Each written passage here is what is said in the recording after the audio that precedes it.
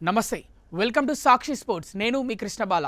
Australia cricket board తమ జట్టు captain Pat కమిన్స్కు ఏడాదికి సుమారు 22 కోట్ల రూపాయల భారీ కాంట్రాక్ట్ను ఆఫర్ చేసింది. ఐపీఎల్ వంటి ఫ్రాంచైజీ లీగ్ల వైపు వెళ్లకుండా అడ్డుకోవడమే ఈ భారీ ఆఫర్ వెనుక ఉన్న ముఖ్య ఉద్దేశం. ఒకవేళ ఈ ఒప్పందం కుదిరితే 2029 వరకు కమిన్స్ మొత్తం 66 కోట్ల రూపాయల వరకు సంపాదిస్తారు.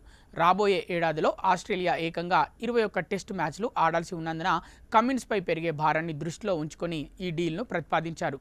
ప్రస్తుతం ఐపీఎల్ సీజన్లో సన్ రైజర్స్ హైదరాబాద్ టీంకు కమిన్స్ నాయకత్వం వహిస్తున్నారు. గతేడాది 18 కోట్ల రూపాయలకు కమిన్స్ను రిటర్న్ చేసుకుంది ఎస్ఆర్హెచ్.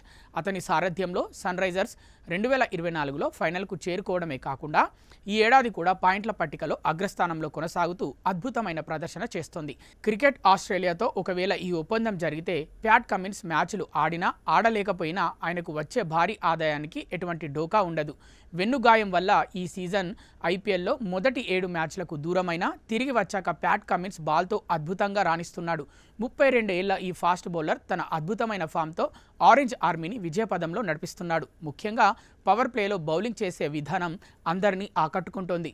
ఆడిన కేవలం 4 మ్యాచ్ల్లోనే 4 వికెట్లు తీసి జట్టు విజయాల్లో కీలక పాత్ర పోషించాడు. పంజాబ్ కింగ్స్తో జరిగిన మ్యాచ్లో కమిన్స్ తన ప్రతాపం చూపించాడు. భారీ స్కోర్లు నమోదైన ఆ ఉత్కంఠ పోరులో కీలక వికెట్లు తీసి సన్ రైజర్స్కు విజయాన్ని అందించాడు. తన అద్భుతమైన కెప్టెన్సీతో జట్టును నడిపించినందుకు player of the match award లభించింది.